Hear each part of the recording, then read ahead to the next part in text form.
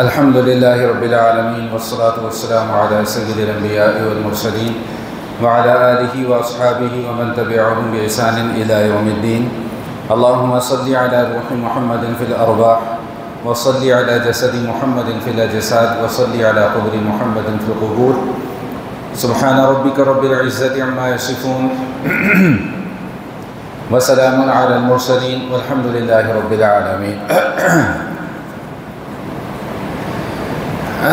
آج سے انشاءاللہ ہمارے 30ویں پارے کا آغاز ہوگا۔ دعا ہے کہ اللہ کریم خیر و عافیت کے ساتھ قرآن کریم کو سیکھنے اور سکھانے کے جو سلسلے کا ہم نے آغاز کیا ہے اس کو مکمل کرنے کی ہمت اور توفیق عطا فرمائیں، اور جو کچھ بھی ہم پڑھیں، جو کچھ بھی ہم سنیں، اللہ کریم ہمیں اس پر عمل کی بھی توفیق عطا فرمائیں۔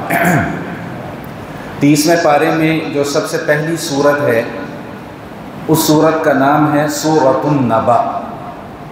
مکی سورت ہے، یعنی حضور علیہ السلام کے مدینہ منورہ ہجرت فرمانے سے پہلے یہ سورہ مبارکہ نازل ہوئی، اور جیسا کہ ہم بارہا یہ مضمون پڑھ چکے ہیں کہ جو مکی صورتیں ہیں، جو ہجرت سے پہلے جتنی بھی صورتیں نازل ہوئی ہیں، ان صورتوں میں بنیادی طور پر عقیدے کے ساتھ گفتگو کی جاتی ہے، اور عقیدہ بار بار دہرایا جاتا ہے اور عقیدہ بار بار سمجھایا جاتا ہے۔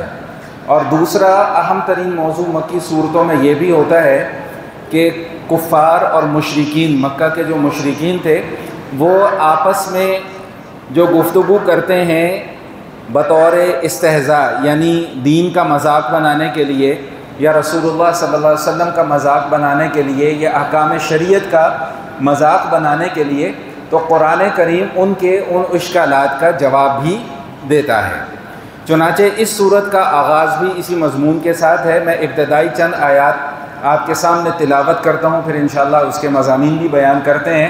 فرمایا آغاز ہوتا ہے عما یتساءلون عن النبأ العظیم الذی هم فیہ مختلفون کلا سیعلمون ثم کلا سیعلمون۔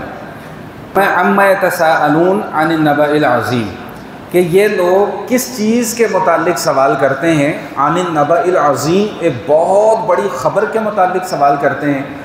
مسئلہ یہ ہے کہ جب حضور علیہ السلام ان کو توحید کی دعوت دیا کرتے تھے اور قیامت کے دن سے ڈرایا کرتے تھے، آخرت کے عذاب سے ڈرایا کرتے تھے، تو یہ مذاق بنایا کرتے تھے، جیسا کہ ہم یہ مضمون کئی مرتبہ پڑھ چکے ہیں کہ جی کدھر ہے جی قیامت، آتی کیوں نہیں قیامت، نظر کیوں نہیں آتی قیامت، وَيَقُولُونَ مَتَىٰ هَٰذَا الْوَعْدُ إِن كُنتُمْ صَادِقِينَ، بھئی کدھر ہے بھئی آپ کی قیامت، اگر آپ سچے ہیں تو لے کے آئیں۔ اور اس سوال کرنے کا مقصد کچھ سیکھنا نہیں ہوتا تھا بلکہ مذاق بنانا ہوتا تھا۔ آپ آج بھی اپنے معاشرے میں دیکھ لیں کہ سوال کرنے والا جب سوال کرتا ہے تو دو قسم کے سوالات ہوتے ہیں۔ ایک سوال کا مقصد یہ ہوتا ہے کہ ہم نے کچھ سیکھنا ہے، اور ایک سوال کا مقصد یہ ہوتا ہے کہ ٹونٹ کرنا ہے یا طنز کرنا ہے یا مذاق بنانا ہے یا استہزاء کرنا ہے یا اعتراض کرنا ہے۔ تو ان کا جو سوال تھا وہ سیکھنے کی نیت پر مبنی نہیں تھا، بلکہ ان کے سوال کا مقصد تھا مذاق بنانا۔ کدھر ہے جی قیامت، آتی کیوں نہیں ابھی تک قیامت، ہر وقت آپ آخرت سے ڈراتے رہتے ہیں ہمیں، کدھر ہے اللہ کا عذاب، ہر وقت اللہ کے عذاب سے ڈراتے رہتے ہیں، ہمیں نظر کیوں نہیں آتا اللہ کا عذاب آتا ہوا۔ تو قرآن کریم ان کے اس سوال کا جواب کیا دے رہا ہے؟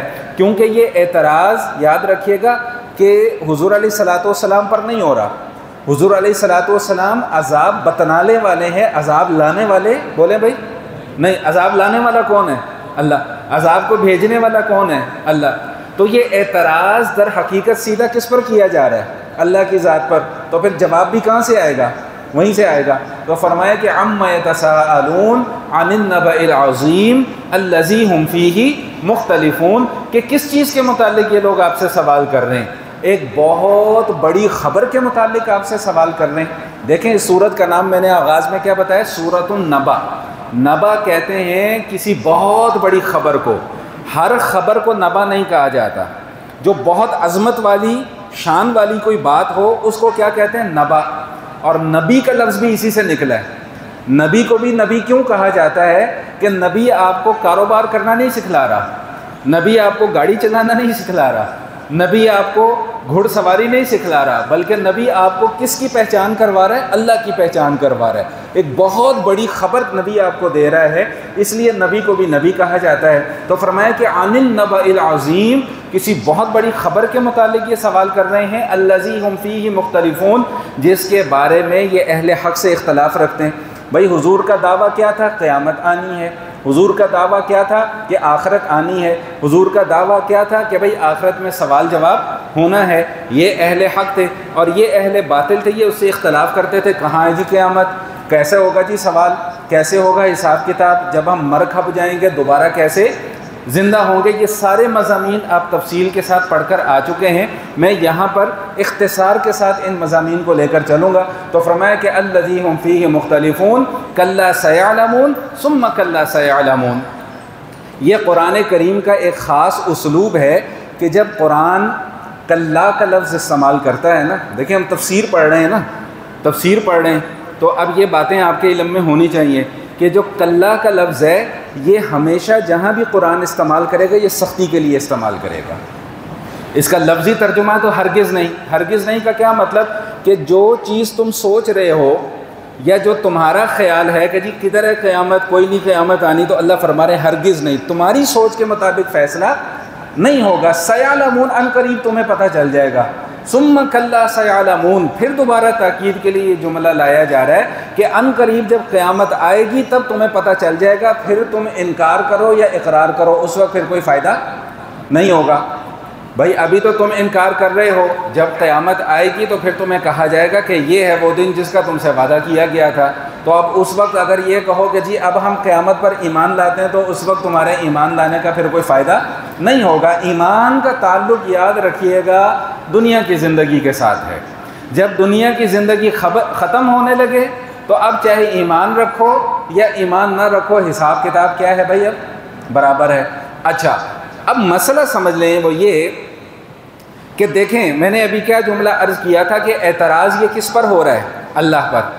اعتراض کس پر ہو رہا ہے؟ اللہ کی قدرت پر، کہ نعوذ باللہ ثم نعوذ باللہ اللہ مردوں کو دوبارہ زندہ نہیں کر سکتا، نعوذ باللہ، یہ ان کا عقیدہ تھا۔ یہ ان کا عقیدہ تھا کہ کوئی قیامت شیامت اللہ نہیں لا سکتے، کوئی حساب کتاب اللہ کو نہیں دینا۔ تو اب چونکہ سوال اللہ کی قدرت پر ہے تو جواب اللہ تعالیٰ اپنی قدرت کی نشانیوں کے طور پر دیں گے۔ اب اس صورت میں اگلی جو چند آیات ہیں اس میں اللہ تعالیٰ اپنی بڑی بڑی نشانیاں بیان فرما رہے ہیں۔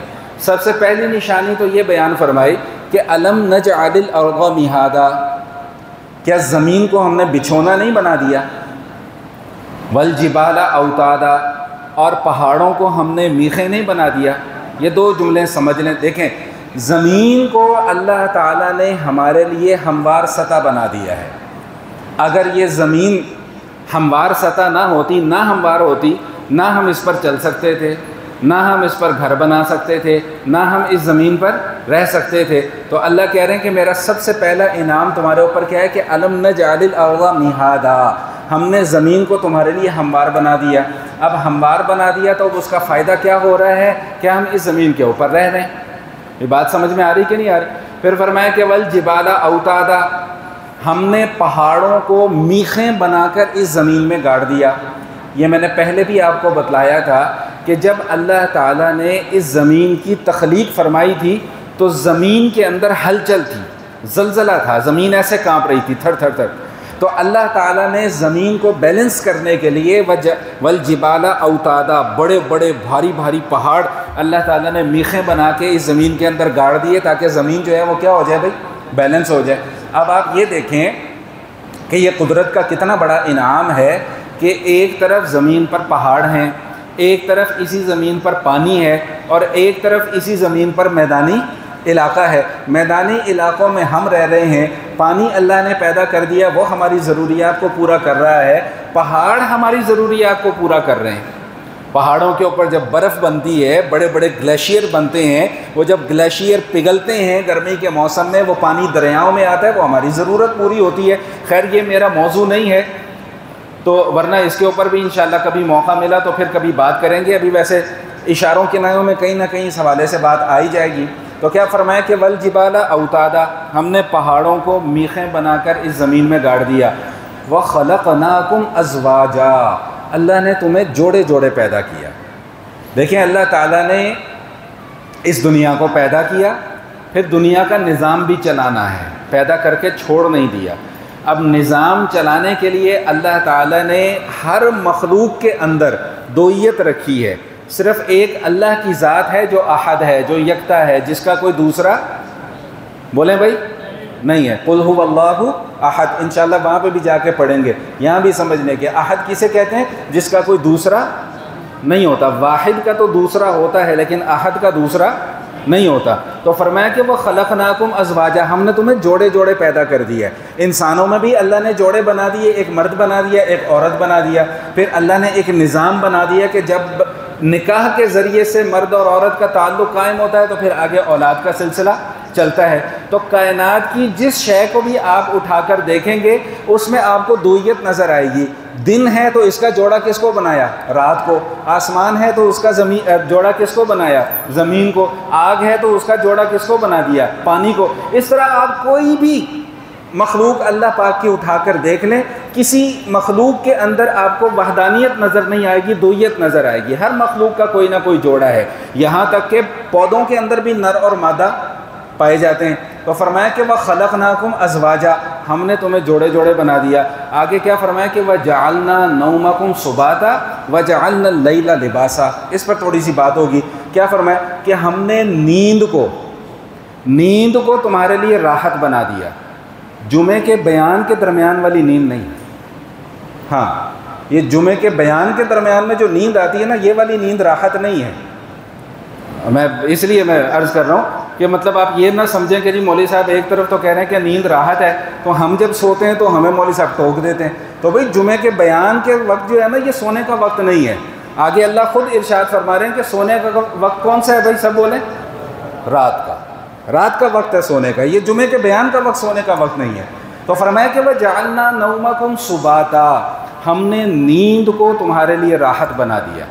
اور آپ یہ دیکھیں، میرا خیال ہے مجھے اس پر کوئی بہت زیادہ بات کرنے کی ضرورت نہیں ہے۔ میں اور آپ ہم میں سے ہر شخص یہ جانتا ہے کہ یہ نیند اللہ کی کتنی بڑی نعمت ہے۔ اللہ نہ کرے طبیعت خراب ہو جائے، ڈاکٹر کے پاس جائیں تو ڈاکٹر سب سے پہلا سوال کیا پوچھتا ہے؟ نیند پوری ہو رہی ہے؟ نیند پوری ہو رہی ہے؟ ہم کہتے ہیں جی نیند پوری نہیں ہوتی۔ اب نیند پوری کیوں نہیں ہوتی؟ وہ اس لیے نہیں ہوتی کہ ہم نے اپنا کھانا خراب خود کیا ہوا ہے، راتوں کو دیر تک جاگنا۔ بھئی نیند کیسے پوری ہوگی؟ اللہ کہہ رہے ہیں کہ میں نے رات سونے کے لیے بنائی ہے۔ ہم کہتے ہیں نہیں، ہم نے رات جاگ کر گزارنی ہے، اور پھر بڑے فخر سے بتایا جاتا ہے کہ جی ہم تو رات 12 بجے تک جاگتے ہیں، جی ہم تو رات 1 بجے تک جاگتے ہیں۔ تو کھانا خراب تو ہم نے خود کیا ہوا ہے۔ مجھے یاد پڑ رہا ہے، میں نے پہلے بھی شاید کسی موقع پر یہ بات کی تھی۔ ہمارے ایک جاننے والے تھے، ان کا کوئی میڈیکل سے تعلق تھا۔ اگر ڈاکٹر حضرات ابھی نہیں، ڈاکٹر صاحب آ رہے ہیں، اچھا چلیں انشاءاللہ وہ میری بات کی بھی تائید کریں گے۔ انہوں نے ایک بڑی عجیب بات مجھے بتائی۔ وہ کہتے ہیں جو ہمارا جگر ہے نا، جگر، اس کا قدرتی طور پہ اللہ تعالیٰ نے ایک آرام کا وقت مقرر کیا ہوا ہے۔ وہ اس کا آرام کا وقت ہے رات 10 بجے سے لے کر اور کوئی 1 بجے تک یا 2 بجے تک، یعنی 3 یا 4 گھنٹے یہ جگر کے آرام کا وقت ہے۔ اچھا اب ہوتا کیا ہے، جب ہم نہیں سوتے 10 بجے تو ہمارے جگر کو مجبوراً جاگنا پڑتا ہے، اور جب ہم سوتے ہیں تب اس کے جاگنے کا ٹائم ہو جاتا ہے، تو جگر کو آرام کا موقع نہیں ملتا۔ جب آرام کا موقع نہیں ملتا تو وہ پھر کام بھی صحیح سے نہیں کرتا۔ پھر نتیجہ کیا نکلتا ہے؟ پھر ہمیں طرح طرح کی بیماریاں ہیں۔ نبی پاک صلی اللہ علیہ وآلہ وسلم کا کیا معمول تھا؟ حضور علیہ الصلوۃ والسلام عشاء کی نماز پڑھتے ساتھ ہی سو جایا کرتے تھے۔ آپ حدیث کی کوئی بھی کتابیں اٹھا کر دیکھ لیں، سیرت کی کوئی بھی کتابیں اٹھا کر دیکھ لیں، نبی پاک صلی اللہ علیہ وآلہ وسلم کا معمول یہ تھا کہ عشاء کی نماز پڑھتے ساتھ ہی سو جایا کرتے تھے، اور رات کے آخری پہر میں، جسے ہم تہجد کا وقت کہتے ہیں، اس وقت حضور علیہ الصلوۃ والسلام اٹھا کرتے تھے، اس وقت اللہ کی عبادت کیا کرتے تھے، اور جب فجر کی اذان ہو جاتی تھی تو 2 سنتیں پڑھ کر چند منٹ کے لیے نبی پاک صلی اللہ علیہ وسلم استراحت فرمایا کرتے تھے، پھر فجر کی نماز کے لیے تشریف لایا کرتے تھے۔ ہم نے فطرت کو چونکہ کیا چیلنج، جہاں بھی آپ جب بھی فطرت کو چیلنج کریں گے نا، تو فطرت پھر اپنی طاقت جو ہے نا وہ پھر دکھائے گی۔ قدرت اپنی طاقت جو ہے وہ دکھائے گی۔ ہم نے فطرت کو کیا چیلنج، ہم نے کہا نہیں جی ہم نے تو رات کو جاگنا ہے، یہ تو فیشن ہے، یہ تو پینڈو لوگ ہیں جو رات کو جلدی سو جاتے ہیں۔ آج سے کوئی 25 سال پرانی بات ہے، تو میرا کراچی جانے کا اتفاق ہوا، تو کراچی میں آج سے 30-35 سال پہلے بھی راتوں کو جاگنے کا معمول تھا۔ جو حضرات جاتے آتے رہے ہیں، جن کا تعلق رہا ہے، وہ بہتر بتا سکتے ہیں، میں نے تو دیکھا ہے۔ تو وہ میں نے اپنے رشتہ داروں سے ایسے ہی پوچھ لیا، میں نے کہا یار تم لوگ اتنی رات تک جاگتے رہتے ہو؟ انہوں نے میرا مذاق بنانا شروع کر دیا، تم تو بے وقوف ہو، تم تو پینڈو ہو، تمہیں کیا پتہ۔ مطلب اب وہ رات کو جاگنا جو ہے نا، وہ ہم نے بنا لیا فیشن۔ آپ لاہور کی سڑکوں پہ نکل جائیں، رات کو 2 بجے چلے جائیں، آپ کو ریسٹورنٹ بھی کھلے ملیں گے، برگر بھی مل جائے گا، پیزا بھی مل جائے گا، بلکہ نان چھولے بھی مل جائیں گے، سری پائے بھی اب تو رات کو مل جاتے ہیں۔ تو جب ہم فطرت کو چیلنج کریں گے تو فطرت اپنی طاقت جو ہے وہ پھر دکھائے گی۔ ابھی یہ جو سیلاب کا جو معاملہ چل رہا ہے، اس میں ہم نے کیا کیا؟ ہم نے فطرت کو چیلنج کیا نا۔ ہم نے کہا جی دریا ختم ہو گئے، سوسائٹیاں بنا دو۔ ہم نے کہا جی جنگلات کو کاٹ دو، حالانکہ یہ چیزیں اللہ نے میرے اور آپ کے فائدے کے لیے پیدا کی تھیں۔ ہمارے بزرگ ہیں یہاں بیٹھے ہوئے ہیں، ابھی پرسوں ہی بات ہو رہی تھی، تو انہوں نے بڑی زبردست بات کہی، اور میں نے اسی وقت ذہن بنا لیا تھا کہ میں جمعے میں یہ بات ضرور کروں گا۔ پانی اللہ تعالیٰ کی کتنی بڑی نعمت ہے، کتنی مرتبہ ہم قرآن میں پڑھ کر آ چکے ہیں کہ یہ ہماری طرف سے تمہارے لیے ایک انعام ہے، ایک نعمت ہے، لیکن ہم پانی کی قدر نہیں کرتے۔ نبی کریم صلی اللہ علیہ وآلہ وسلم نے اپنی کئی احادیث میں فرمایا کہ پانی کو ضائع نہ کرو، یہاں تک کہ فرمایا کہ اگر کوئی تالاب کے اوپر بھی بیٹھ کر وضو کر رہا ہے اور وہ ضرورت سے زیادہ پانی استعمال کرتا ہے تو وہ اسراف کر رہا ہے، اسے اس کا گناہ ہوگا۔ لیکن ہم نے کیا کیا؟ وہ بزرگ یہ فرما رہے تھے، انہوں نے بڑی اچھی بات کی۔ اچھا میں یہ مولوی صاحب بارش شروع ہو گئی، وہ بند کروا دیں۔ چلیں آپ لوگ میری طرف توجہ رکھیں۔ دیکھیں ایک نا ابھی یہ ایک صاحب ہیں آزاد کشمیر کے، ان کا نام ہے عثمان صاحب، ٹیچر عثمان، آپ نے ان کی ویڈیوز دیکھی ہوں گی۔ انہوں نے پورے کشمیر میں ایک مہم چلائی کہ جی 10x10 کے چھوٹے چھوٹے تالاب بنائے جائیں پہاڑی علاقوں میں، جہاں سے پانی ضائع ہوتا ہے، اور اس پانی کو سٹور کیا جائے اور زمین کا پانی زمین کو واپس کیا جائے۔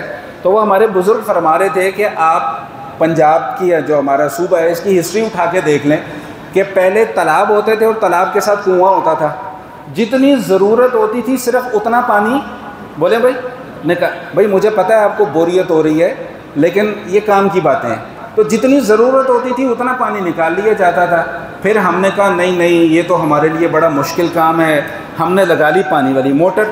اب جہاں 1 ڈول نکلتا تھا وہاں اب 10 ڈول کھینچے جا رہے ہیں، ٹھیک۔ پھر پہلے وہ ہینڈ پمپ ہوتے تھے، جتنی ضرورت ہوتی تھی اتنا پانی استعمال کر لیا، ہم نے لگا لی وہ ٹوٹیاں۔ اب جہاں ہمارا کام 1 لوٹے میں ہو سکتا تھا، ہم نے وہاں پر 10 لوٹے استعمال کرنا شروع کر دیے۔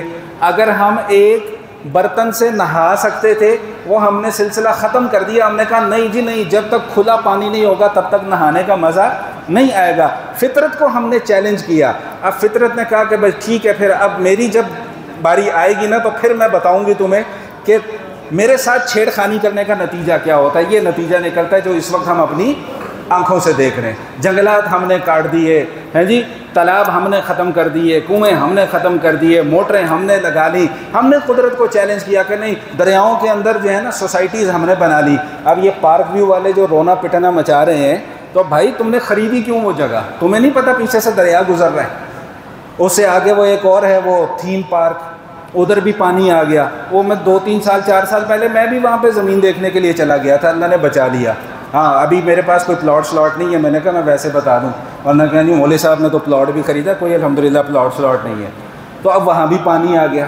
تو بھائی مت تو ہماری خود کی ماری ہوئی ہے نا، تباہی تو ہم اپنی خود پھیر رہے ہیں۔ فطرت کو کس بات کا الزام دے رہے ہو بھائی؟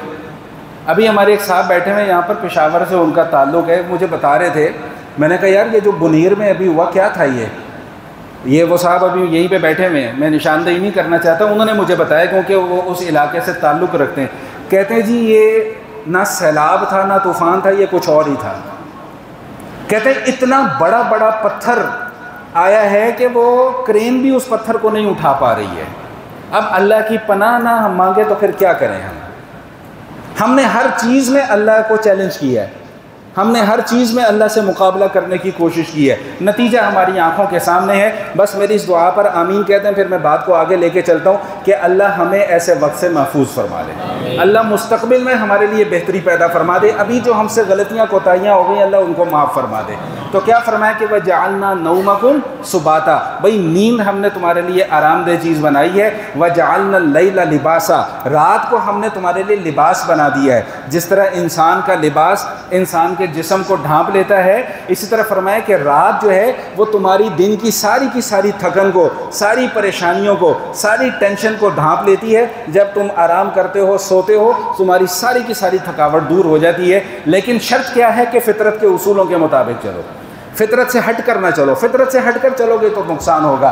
فرمایا کہ وَجَعَلْنَا اللَّيْلَ لِبَاسًا وَجَعَلْنَا النَّهَارَ مَعَاشًا، ہاں بھائی دن ہم نے سونے کے لیے نہیں بنایا، دن پیسہ کمانے کے لیے بنایا۔ نکلو صبح صبح اٹھو، گھر سے باہر نکلو، کماؤ، حلال کی روزی کماؤ، شام کو واپس آؤ۔ میں اس موضوع پر پہلے بھی کئی مرتبہ بات کر چکا ہوں کہ ہماری جو تاجر برادری بھی اس وقت یہاں پر موجود ہے، یہ بھی ذرا اچھے طریقے سے اس چیز کو سمجھ لیں کہ بھائی آپ صبح صبح کاروبار اپنا کیوں نہیں شروع کرتے؟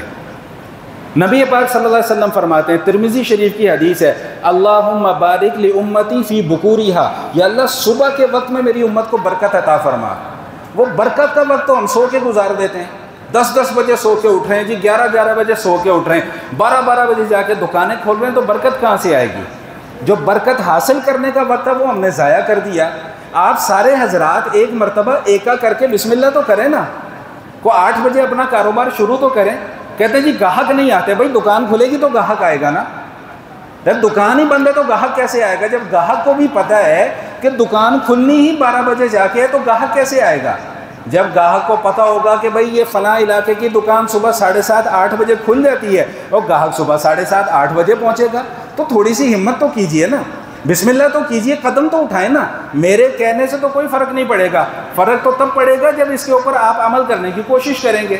تو اللہ کہہ رہے ہیں کہ وَجَعَلْنَا النَّهَارَ مَعَاشًا، بھائی ہم نے جو دن بنایا ہے نا، یہ روزی کمانے کے لیے بنایا ہے، دن آرام کرنے کے لیے نہیں ہے، رات آرام کرنے کے لیے ہے۔ وَجَعَلْنَا النَّهَارَ مَعَاشًا وَبَنَيْنَا فَوْقَكُمْ سَبْعًا شِدَادًا وَجَعَلْنَا سِرَاجًا وَهَّاجًا وَأَنزَلْنَا مِنَ الْمُعْصِرَاتِ مَاءً ثَجَّاجًا۔ بس میں مختصر کر رہا ہوں، میں نے یہ سورت کے مضامین انشاءاللہ آج ہی مکمل کر دینے۔ اللہ کیا فرما رہے ہیں؟ 7 آسمان ہم نے بنا دیے ہیں، یہ اللہ کی قدرت نہیں تو کیا ہے؟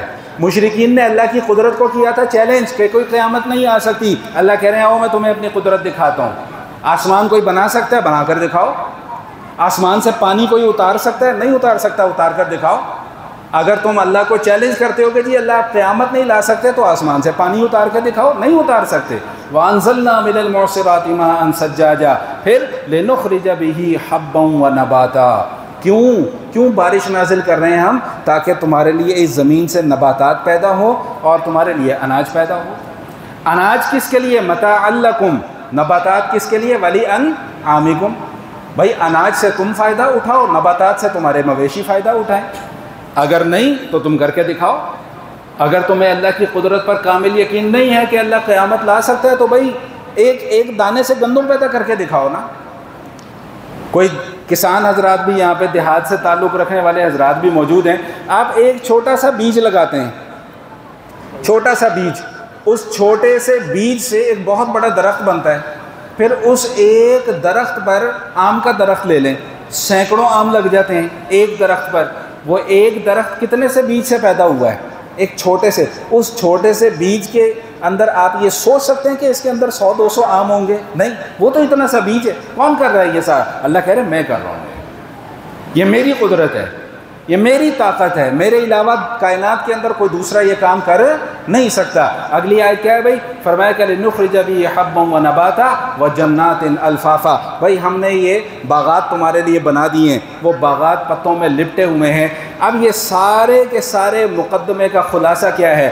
إِنَّ يَوْمَ الْفَصْلِ كَانَ مِيقَاتًا، سارے کے سارے مدعے کا خلاصہ کیا ہے کہ بھئی فیصلے کا ایک دن کیا ہے بھائی؟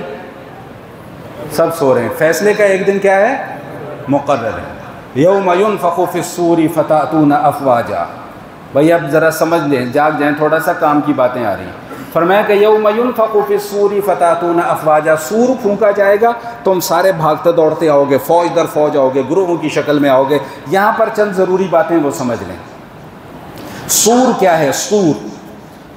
سور احادیث سے معلوم ہوتا ہے کہ ایک سینگ کی شکل کی بہت بڑی چیز ہے، اس کا ایک حصہ باریک ہے اور ایک حصہ کھلا ہوا ہے، اور یہ سور ایک فرشتہ ہے جن کا نام ہے اسرافیل علیہ الصلوۃ والسلام، ان کے ہاتھ میں ہے، اور وہ یوں سر جھکائے کھڑے ہوئے ہیں ایسے۔ نبی پاک صلی اللہ علیہ وسلم فرماتے ہیں کہ میں کیسے خوش رہ سکتا ہوں یا میں کیسے دنیا کی لذتوں سے فائدہ اٹھا سکتا ہوں جبکہ فرشتہ اللہ کے حکم سے سور منہ میں لیے کھڑا ہوا ہے اور اس انتظار میں ہے کہ کب اللہ کا حکم ہو اور میں یہ سور پھونکوں۔ یاد رکھیے گا کہ یہ سور 2 مرتبہ پھونکا جائے گا۔ کتنی مرتبہ پھونکا جائے گا؟ 2 مرتبہ۔ پہلی مرتبہ جب پھونکا جائے گا تو کائنات کے چھوٹے سا چھوٹا جو ذرہ بھی ہے نا وہ بھی ختم ہو جائے گا۔ کائنات کا چھوٹے سے چھوٹا ذرہ بھی جو ہے نا وہ بھی ختم ہو جائے گا، کوئی چیز باقی نہیں رہے گی۔ اس کے بعد جب دوسری مرتبہ سور پھونکا جائے گا تو پھر ساری کی ساری مخلوق زندہ ہو کر اللہ کی بارگاہ میں حاضر ہو جائے گی۔ بحیثیت مسلمان سب سے پہلے توحید کے بعد ہمیں اس مسئلے کے اوپر ایمان رکھنا کیا ہے بھائی؟ فرض ہے۔ ابھی ہم دنیا میں آئے نہیں ہیں، ہمیں بتلا دیا جا رہا ہے کہ بھائی تم نے مر جانا ہے، ابھی آئے نہیں ہیں دنیا میں۔ میں نے وہ حدیث سنائی تھی، آپ کو یاد ہوگا کچھ عرصہ پہلے بھی، کہ بھئی 4 باتیں تمہاری دنیا میں آنے سے پہلے لکھ دی جاتی ہیں، ان میں سے ایک تمہاری موت کا وقت بھی ہے۔ ابھی تم آئے نہیں ہو دنیا میں، تمہارے جانے کا وقت لکھ دیا گیا ہے، بھئی تم نے جانا ہے۔ تو فرمایا کہ بھئی یوم ینفخ فی الصور فتاتون افواجا، بھئی گروہوں کی شکل میں آؤ گے، جماعتوں کی شکل میں آؤ گے۔ ایک حدیث سماعت فرما لیں، فرمایا کہ 3 طرح کی جماعتیں ہوں گی۔ ایک جماعت وہ ہوگی جن کے جسم پر لباس بھی ہوگا اور جو سواریوں پر سوار ہوں گے۔ دوسری قسم کی جماعت وہ ہوگی جو پیدل چل کر آئے گی، اور تیسری قسم کی جماعت وہ ہوگی کہ جنہیں منہ کے بل گھسیٹ کر لایا جائے گا۔ اور بعض دوسری روایات سے یہ بات معلوم ہوتی ہے کہ جس کا جیسا کردار ہوگا اتنی جماعتیں بن جائیں گی۔ مثال کے طور پہ جھوٹ بولنے والوں کی جماعت علیحدہ ہوگی، دھوکہ دینے والوں کی جماعت علیحدہ، فراڈیوں کی جماعت علیحدہ، 2 نمبریاں کرنے والوں کی جماعت علیحدہ، قبضے کرنے والوں کی جماعت علیحدہ، بہنوں کا حصہ مارنے والوں کی جماعت علیحدہ، بیٹیوں کا حصہ دبا لینے والوں کی جماعت علیحدہ، زمینوں پر قبضے کرنے والوں کی جماعت علیحدہ۔ جس طرح کے گناہ ہوں گے اس طرح کی جماعتیں بنتی چلی جائیں گی، اور فرمایا کہ اس دن قیامت والے دن تم سب کو جو ہے وہ کھینچ کر لایا جائے گا۔ فرمایا کہ یوم ینفخ فی الصور فتاتون افواجا وفتحت السماء فکانت ابوابا وسیرت الجبال فکانت سرابا، بھائی آسمان کے دروازے کھول دیے جائیں گے، ابھی ہمیں نہیں نظر آ رہے، اس دن پتہ چلے گا۔ کیوں؟ آخرت کے احوال ہیں، وہ آخرت میں جا کر ہی پتہ چلے گا۔ پہاڑوں کو اللہ فرما رہے ہیں کہ چلا دیا جائے گا، اور ہم پہلے بھی یہ مضمون پڑھ کر آ چکے ہیں۔ کہیں پر قرآن یہ کہتا ہے کہ پہاڑ روئی کے گالوں کی طرح اڑنے لگیں گے، کہیں قرآن یہ کہتا ہے کہ وَإِذَا الْجِبَالُ نُصِفَتْ، پہاڑوں کو ریزہ ریزہ کر دیا جائے گا۔ تو مرحلہ وار یہ سارے کے سارے کام ہوتے چلے جائیں گے۔ فرمایا کہ ان یوم الفصل کان میقاتا یوم ینفخ فی الصور فتاتون افواجا وفتحت السماء فکانت ابوابا وسیرت الجبال فکانت سرابا۔ اگلی آیت سمجھ لیں، ان جہنم کانت مرصادا للطاغین مآبا۔ فرمایا کہ جہنم طاق میں بیٹھی ہوئی ہے، جہنم گھات لگائے بیٹھی ہے۔ یہ تو لفظ سمجھتے ہیں نا، گھات لگائے، کسی کے ٹو میں بیٹھنا، انتظار میں بیٹھنا۔ تو فرمایا کہ جہنم انتظار میں بیٹھی ہوئی ہے، للطاغین مآبا، سرکشوں کا ٹھکانہ بنے گی یہ جہنم۔ دیکھیں قرآن یہ کہتا ہے وَإِن مِّنكُمْ کیا ہے الا واردھا، ایسے کر کے وہ کیا ہے، اچھا بہرحال اس کا خلاصہ یہ ہے، اس وقت ابھی ذہن میں نہیں آ رہی۔ اس کا خلاصہ یہ ہے کہ تم میں سے ہر شخص نے جہنم میں سے گزرنا ہے، تم میں سے ہر شخص جہنم میں جائے گا، یہ قرآن کہتا ہے۔ اب وہ جہنم میں جائے گا کیسے؟ وہ جہنم میں ایسے جائے گا یہ بھی ہمارا ایمان ہے کہ جہنم کے اوپر پل صراط بنا دیا جائے گا، پل صراط رکھ دیا جائے گا، اس پل صراط پہ سے گزر کر پھر جنت والے جنت میں جائیں گے، اور جن کے مقدر میں جنت نہیں ہوگی وہ اسی پل صراط پہ سے جہنم کے اندر بولیں بھائی گر جائیں گے۔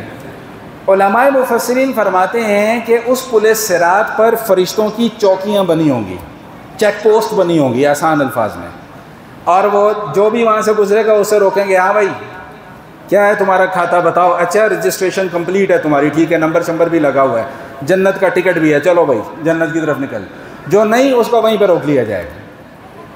ایک تفسیر ہے تفسیر بغوی، جنہوں نے لکھی، بہت بڑے عالم ابتدائی وقت کے، انہوں نے ایک روایت نقل کی ہے سیدنا عبداللہ ابن عباس رضی اللہ تعالی عنہما سے۔ وہ فرماتے ہیں کہ پل صراط پر 7 جگہوں پہ روکا جائے گا۔ کتنی جگہوں پہ روکا جائے گا بھائی؟ 7 جگہوں پہ روکا جائے گا۔ پہلی چوکی، پہلی چیک پوسٹ پر جب روکا جائے گا نا، تو وہاں پر سوال ہوگا توحید کے متعلق، بھائی اللہ پر ایمان ہے؟ بولو نا بھائی ہے، الحمدللہ۔ یہ وہاں بھی یہی جواب دینا ہے، اشہد ان لا الہ الا اللہ، انشاءاللہ وہاں بھی، یہاں پہ یہ جواب سیکھا ہوگا، زندگی اس کے مطابق گزاری ہوگی تو وہاں بھی جواب دینا کیا ہو جائے گا؟ آسان ہو جائے گا۔ تو بھائی پہلا سوال جو ہے وہ کس کے متعلق کیا جائے گا بھائی؟ توحید کے متعلق سوال کیا جائے گا۔ بھائی یہ سوال درست ہو گیا تو اب اگلی چیک پوسٹ، اگلی چیک پوسٹ پہ جو سوال کیا جائے گا نا بھائی، وہ کیا جائے گا نماز کے متعلق۔ کس کے متعلق کیا جائے گا بھائی؟ بھائی توحید کے بعد سب سے پہلی ذمہ داری کیا ہے؟ نماز۔ مجھے اس کے اوپر کوئی تقریر کرنے کی ضرورت نہیں ہے، میں پچھلے جمعے بھی یہی بات کر کے آیا ہوں کہ بھائی نماز کی اہمیت اپنے دل میں بھی بٹھائیں، اپنی اولاد کے دل میں بھی بٹھائیں۔ یہ کوئی آپشنل عبادت نہیں ہے کہ دل چاہا تو کر لی، دل چاہا تو چھوڑ دی۔ بھائی سوال ہی نماز کے متعلق ہونا ہے پہلا۔ تو دوسری چیک پوسٹ پر سوال کیا ہوگا؟ بھائی نماز پڑھی ہے؟ جی پڑھی ہے، دکھاؤ بھائی۔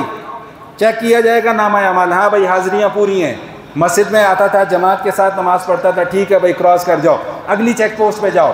تیسری چیک پوسٹ پہ جا کے سوال کیا جائے گا روزے کے متعلق، بھائی رمضان کے روزے رکھتے تھے کہ نہیں رکھتے تھے؟ جی رکھتے تھے، حساب کتاب چیک کراؤ اپنا ذرا، پورا اس کی بیلنس شیٹ چیک کی جائے گی، کتنے روزے رکھیں کتنے روزے چھوڑیں۔ بہانے بازیاں تو نہیں کرتے تھے رمضان کے روزوں کے لیے، اور جی بازار جانا ہے روزہ چھوڑ دو، سر میں درد ہو گیا روزہ چھوڑ دو، زکام ہو گیا روزہ چھوڑ دو، بچے کا پیپر ہے آج روزہ چھوڑوا دو، اس طرح کی بہانے بازیاں تو نہیں کرتے تھے؟ جی نہیں کرتے تھے۔ چیک کیا جائے گا، کلیئر ہو گیا، چلو بھائی آگے جاؤ۔ اگلی چیک پوسٹ چوتھی آ گئی۔ چوتھی پہ کیا سوال ہوگا؟ زکوٰۃ۔ دولت تھی؟ جی تھی۔ زکوٰۃ دی کہ نہیں دی؟ جی دی تھی، حساب چیک کراؤ۔ چیک کیا جائے گا پورا کا پورا حساب، کلیئر نکلا تو جان چھوٹ جائے گی، نہیں تو پھر وہیں پہ روک لیا جائے گا۔ پانچواں سوال جو ہے وہ حج کے متعلق کیا جائے گا۔ بھائی پیسہ تھا، دولت تھی، حج فرض تھا؟ جی فرض تھا، کیا کہ نہیں کیا؟ وہ جی بچی کی شادی میں پیسے لگا دیے، وہ فرنیچر بنانے میں پیسے لگا دیے، وہ فلاں کام میں پیسے لگا دیے، رگڑا لگ جائے گا وہیں پہ۔ بھائی جو فرض ہے پہلے وہ ادا کرو، پھر اس کے بعد باقی معاملات خود ہی چلتے رہیں گے، میں زیادہ لمبی چوڑی بحث میں نہیں جا رہا اس کے اوپر۔ اس کے بعد سوال کیا جائے گا عمرہ کے متعلق۔ عمرہ جو ہے یاد رکھیے گا کہ نفلی عبادت ہے، جو صاحب استطاعت ہو وہ کر سکتا ہے، جس کے پاس پیسہ نہیں ہے اس سے پوچھا بھی، بولیں بھائی یہ سوال ہی سارے پیسے والوں سے ہونے ہیں، حج کے متعلق، عمرے کے متعلق، زکوٰۃ کے متعلق، یہ پیسے والوں سے سوال ہونے ہیں، غریبوں سے سوال نہیں ہونا۔ یہ کیوں؟ ان کے اوپر تو ان کے پاس تو پیسہ ہی نہیں تھا، نہ ان کے پاس، نہ ان پر حج فرض تھا، نہ ان پر عمرہ کرنے کی ضرورت تھی، نہ ان کے اوپر زکوٰۃ فرض تھی۔ یہ تو جو جن کے پاس حیثیت تھی ان سے سوال ہوگا۔ بھائی اس کے بعد آخری سوال جو ہوگا نا وہ ظلم کے متعلق ہوگا۔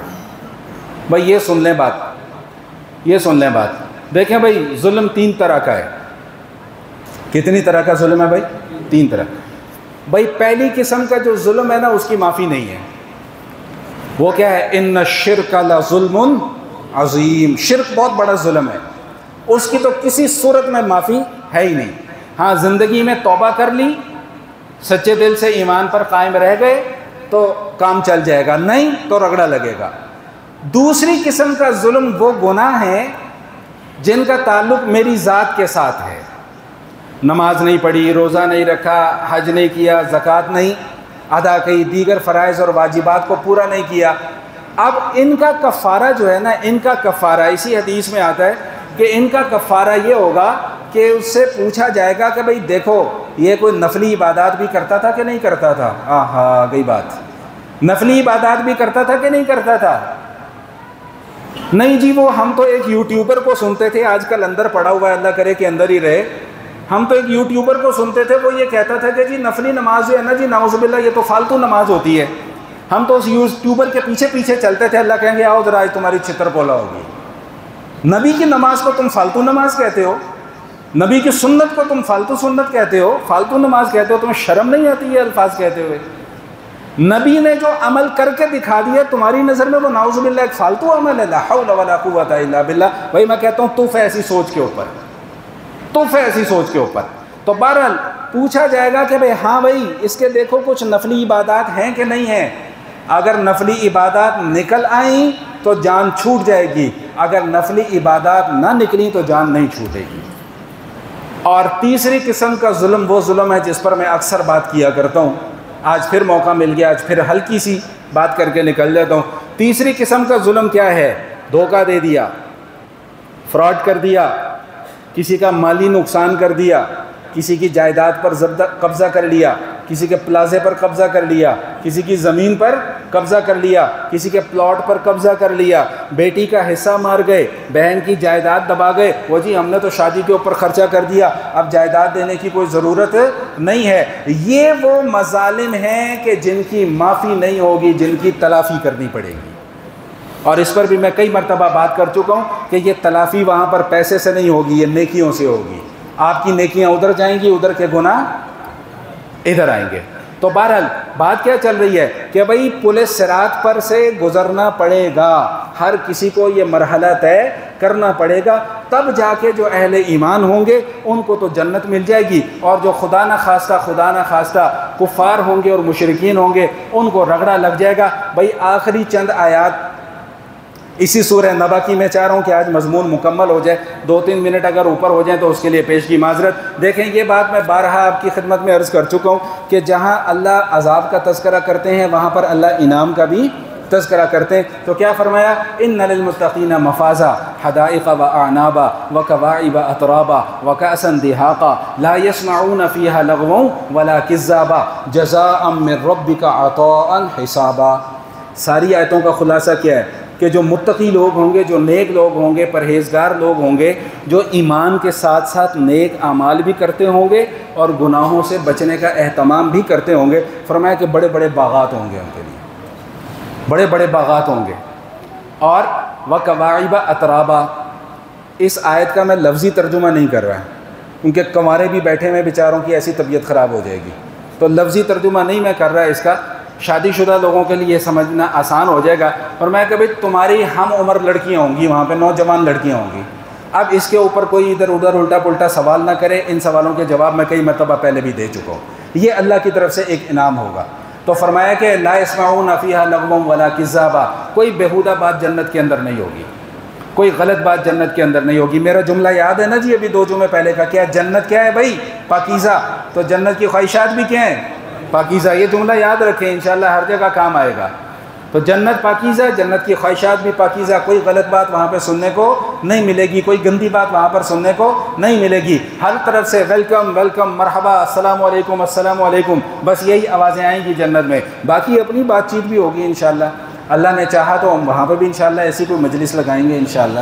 اچھا، تو فرمایا کہ لا يسمعون فیہا لغوا ولا کذابا جزاء من ربک عطاء حسابا. فرمایا کہ یہ جو اعمال تم نے کیے ہیں نا، جو اعمال تم نے کیے ان کا بدلہ تمہیں دیا جا رہا ہے، لیکن عطاء حسابا، یہ اللہ کی عطا ہے. بھائی 2 لفظ ہیں، معنی سمجھ لیں. یہ باتیں آپ کو کہیں اور سے نہیں سننے کو ملے گی. ایک ہوتی ہے جزا، ایک ہوتی ہے عطا. بات سمجھ میں آئی؟ ایک ہوتی ہے کیا بھائی؟ جزا. ایک ہوتی ہے کیا بھائی؟ عطا. جزا کسے کہتے ہیں؟ جزا اس انعام کو کہتے ہیں جو کسی کے بدلے میں ملے. بھائی جزا اس انعام کو کہتے ہیں جو کسی، بولیں بھائی، بدلے میں ملے. اور عطا اس انعام کو کہتے ہیں کہ میں کسی قابل نہیں ہوں، بس احسان کرنے والے نے مجھ پر احسان کر دیا ہے. تو اللہ فرما رہے ہیں کہ بھائی تم نے اعمال بھی کرنے ہیں، اعمال کا بدلہ بھی دیا جائے گا، لیکن حقیقت میں جو انعامات ہیں نا وہ عطائے ربی ہیں، وہ اللہ کا انعام ہے۔ تم نے صرف نماز پڑھنی ہے اور تمہیں 10 زمینوں کے برابر جو ہے وہ تمہیں ایک جائیداد، ایک سلطنت دے دی جائے گی، یہ اللہ کا انعام نہیں تو اور کیا ہے؟ تو ایک ہوتی ہے جزا، ایک ہوتی ہے عطا۔ تو کیا فرما دیا کہ بھائی جزا بھی دیں گے، لیکن حقیقت میں یہ ساری کی ساری کیا ہوگی بھائی؟ عطا ہوگی۔ بھائی آخری 2 آیات ہیں، نہایت اختصار کے ساتھ اس کا خلاصہ سمجھ لیں۔ بھائی قیامت والے دن فرمایا یوم یقوم الروح والملائکۃ صفا، ایک طرف روح کھڑے ہوں گے، ایک طرف فرشتے کھڑے ہوں گے۔ یہ روح کیا ہے؟ مفسرین فرماتے ہیں کہ اس سے مراد جبرائیل علیہ السلام ہے، کہ ایک طرف جبرائیل علیہ السلام اکیلے کھڑے ہوں گے، ایک طرف باقی سارے کے سارے فرشتے کھڑے ہوں گے۔ بعض صحابہ کرام سے بھی یہ روایت منقول ہے، فرماتے ہیں کہ نہیں، اس سے جبرائیل مراد نہیں ہے، روح ایک ایسا فرشتہ ہے جو اللہ کی ساری مخلوق سے سب سے بڑا ہے، وہ اکیلا ایک طرف ہوگا اور سارے فرشتوں کی صفیں جو ہیں وہ ایک طرف ہوں گی، سب سر جھکائے ہاتھ باندھے کھڑے ہوں گے۔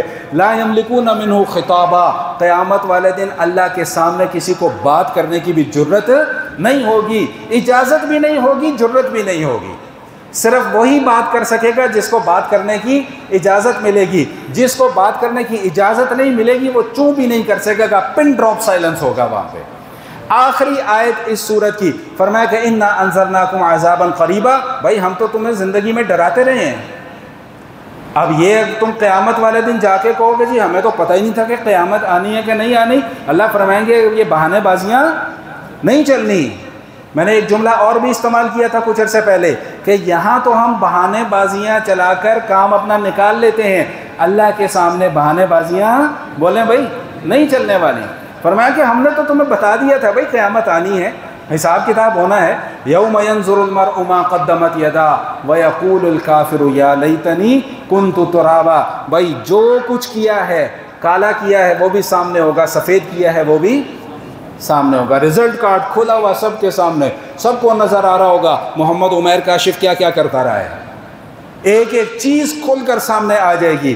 اور فرمایا کہ وَيَقُولُ الْكَافِرُ يَا لَيْتَنِي كُنْتُ تُرَابًا، ہلا دینے والی آیت ہے یہ آیت کا ٹکڑا۔ ترجمہ کیا ہے کہ اس دن کافر کہے گا اے کاش میں مٹی میں مل جاتا۔ وہ یہ بات کیوں کہے گا؟ وہ یہ بات اس لیے کہے گا کہ جب قیامت والے دن حساب کتاب ہوگا تو صرف انسانوں کا حساب کتاب نہیں ہوگا، جانوروں کا بھی حساب ہوگا۔ حدیث شریف میں آتا ہے کہ اس دنیا میں اگر کسی سینگ والی بکری نے کسی بغیر سینگ والی بکری کو ٹکر ماری ہوگی نا، تو بغیر سینگ والی بکری کو قیامت والے دن اس سینگ والی بکری سے بدلہ دلایا جائے گا، اور بدلہ دلانے کے بعد ان کو مٹی میں ملا دیا جائے گا۔ تو جب کافر یہ جانوروں کی کیفیت دیکھے گا نا تو وہ تمنا کرے گا کہ اے کاش میں بھی کوئی جانور ہوتا، آج میرا حساب کتاب تو نہ ہوتا، اے کاش مجھے بھی مٹی میں ملا دیا جاتا، مجھے جہنم کے عذاب کا سامنا تو نہ کرنا پڑتا۔ تو بھائی یہ 30ویں پارے کی سب سے پہلی صورت ہے سورۃ النبا۔ ایک وعدہ میرے سے کریں کہ گھر جا کر اس صورت کا ترجمہ آپ لوگ ضرور پڑھیں گے، انشاءاللہ پڑھیں گے نا جی؟ انشاءاللہ یہ ساری کی ساری گفتگو جو ہے وہ آپ کو ذہن نشین ہو جائے گی۔ اللہ میرا کہنا اور آپ حضرات کا سننا قبول فرمائے۔ وآخر دعوانا الحمدللہ رب العالمین۔